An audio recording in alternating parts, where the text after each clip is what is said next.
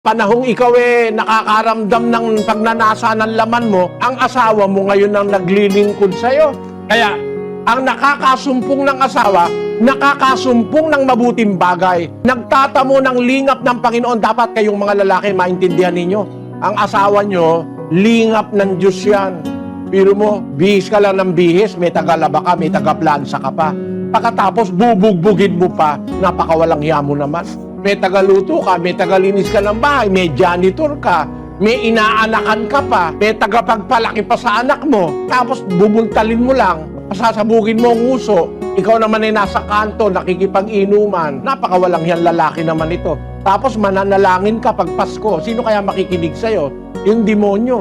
Yung Diyos sa langit hindi makikinig sa'yo. Kasi malupit ka sa asawa mo .